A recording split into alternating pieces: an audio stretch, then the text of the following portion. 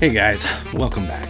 Today's topic is a little bit vague, but I think it's something important to talk about. I will try to make this a short one though. It's not something 100% related to reptiles, but it is something I see a lot of in the community. Mostly because it's everywhere, and the community is just no exception. I know I can get a little preachy on here sometimes, and this one won't be any different.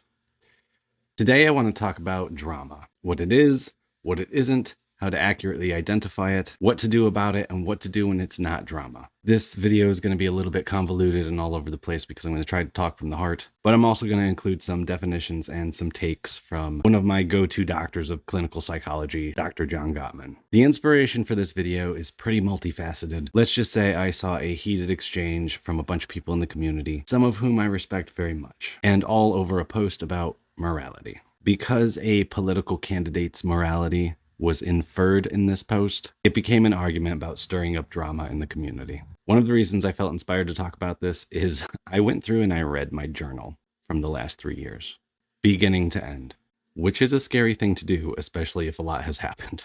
It's not something I recommend doing unless you are prepared to see how dumb you were 3 years ago. But if you can get through it objectively, you might find a lot of insight in there. We'll come back to how that ties in a little bit. We know drama gets clicks, drama gets views on social media. In interpersonal relationships, drama can ruin a connection, but so can misidentifying drama when it's not that. So, how to identify what is and is not drama. Let's just start with the definition of drama. The English definition is either a type of literature or our focus, an unexpected, exciting, or emotional series of events. The vast majority of the time, the drama is the source material. It's not the discussion or the reaction to the source material, to the thing that is unexpected, exciting, or emotional. It is the source material. Let me say that again. The thing that is drama is the event in itself, not intellectually honest discussion or reaction to it.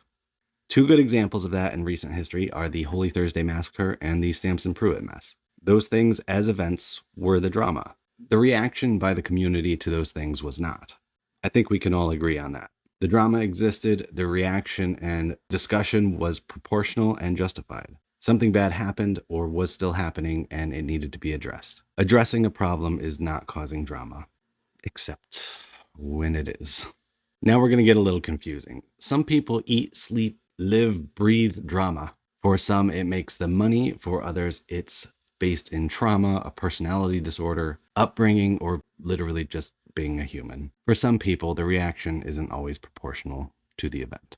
For example, this is something I'm just making up, so just use it as a metaphor. Let's say you rearrange the furniture in your house without telling your partner, and they come home and they throw a temper tantrum about it. Yes, that was an unexpected event, but the drama section of that has been handed off to the disproportionate reaction. If the person who moved the furniture responds to that reaction with, "You're just being dramatic," then they're both guilty of creating drama. You might not agree with that yet. You might say, how is that possible? They were just saying that this person was being dramatic. It was the truth. Just give me a second.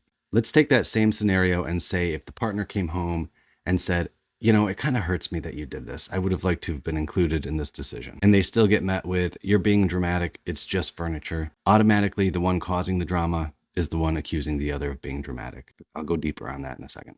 One is a measured response and an invitation to be honest and have a dialogue, and the other is dismissive and contemptuous. No problem has ever been solved with contempt.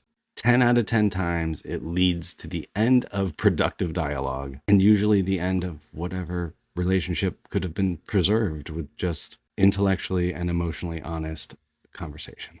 Being vulnerable is so hard, so I completely get why so many people can't bring themselves to do it. That could be a whole video on a whole different channel. Go watch Brene Brown's talk on vulnerability if you want more on being vulnerable.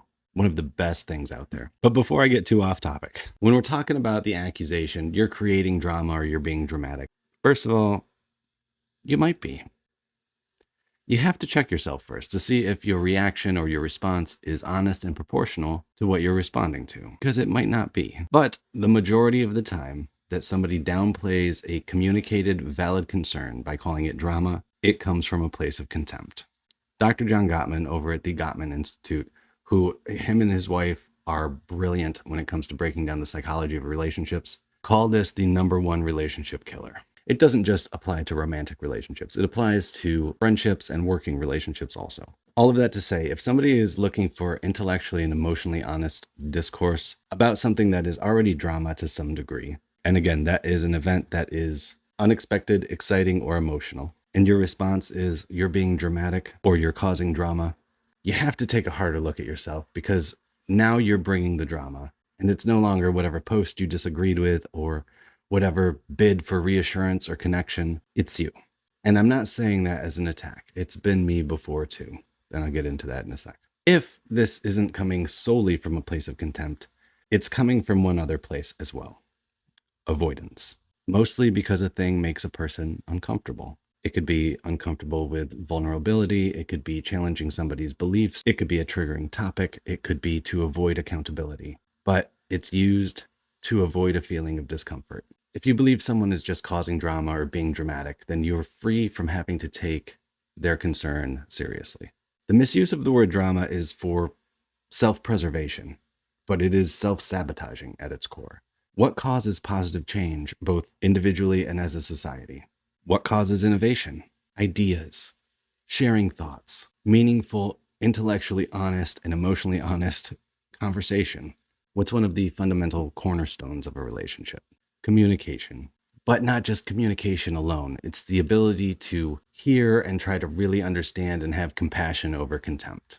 The reason I brought up the post that I saw, I don't know if I should say whose it was. I'm sure he'd be fine with it, but if you saw it, you saw it. The reason I brought up that post and the fact that I read through my journal is because those were both places where I saw examples of that. Reading through my journal, I saw that in the past, I've been told I was being dramatic while I was trying to preserve the relationship by talking about things that were damaging that connection. I've also been on the giving end of that and told someone that they were being dramatic when they were simply looking for reassurance. Both of those relationships ended up ending.